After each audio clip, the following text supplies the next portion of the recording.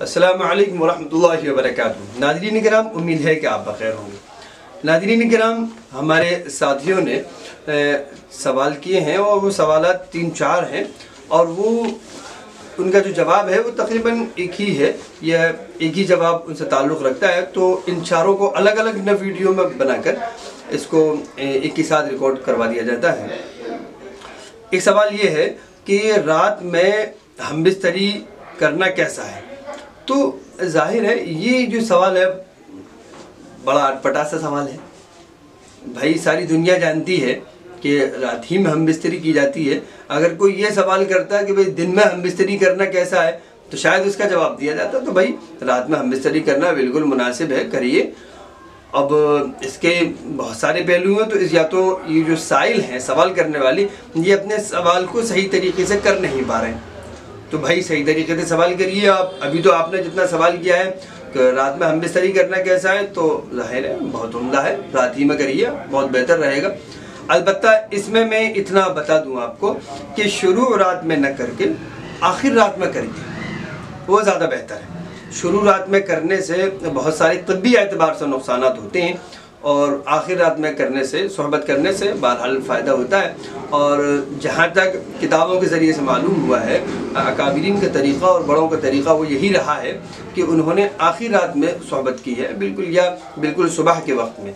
और इसमें रसूलुल्लाह सल्लल्लाहु अलैहि वसल्लम का भी एक मर्तबा का अमल सामने आता है कि आप आयशा रज़ियल्लाहु ताला अन्हा फरमाती हैं कि आप तहज्जुद पढ़ा करते थे, फिर फजर की नमाज का वक्त जो शुरू होता था उसके बाद आप शुरू में ही 2 सुन्नत पढ़ लिया करते थे, उसके बाद आप आराम करने तशरीफ़ लाया करते थे। तो अगर आपको ज़रूरत होती थी किसी बीवी के पास आने की, अब ज़ाहिर है आयशा तो हया के अंदाज में कहेंगी, किसी बीवी के पास आने की आपको ज़रूरत महसूस होती तो आप तशरीफ़ ले आते थे, तो फिर उसके बाद नहाकर आप मस्जिद चले जाया करते थे। तो इससे मालूम हुआ कि सुबह के वक्त में ही ज़्यादा बेहतर है और हर एतबार से, तो तिब्बी एतबार से शुरू रात में नुकसान हो जाता है।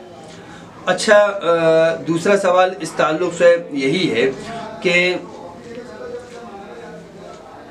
सुबह सादिक के बाद, उसका ताल्लुक़ भी यही है कि सुबह सादिक के बाद सोहबत कर सकते हैं, लेकिन फजर की नमाज ज़ाइल ना हो, इसका मुकम्मल ख्याल रखा जाए, कोई हर्ज नहीं। फजर की नमाज अगर ज़ाइल होती है तो बहरहाल गुनाह है और ये बड़ा गुनाह है, इससे तो बचना चाहिए। इसी तरह से इससे मुताल्लिक़ है कि बीवी की शर्मगाह को चूमना कैसा है, तो ज़ाहिर है खिलाफ शरअ काम है, वदु शै फ़ी गैर महल्ली। इसके ताल्लुक़ से हम तफसीली एक बयान रिकॉर्ड करा चुके हैं। ये बिल्कुल नामुनासिब है, गलत है और शरई तरीक़ा नहीं है, बल्कि ये तो यूँ कह लिया जाए कि जानवरों का तरीक़ा है, ये तो बिल्कुल इंसानों का तरीक़ा नहीं है। और इसको कहते हैं वदु शै फ़ी गैर महल्लिही ला यजूज़, शै का उसके महल के अलावा में इस्तेमाल करना है।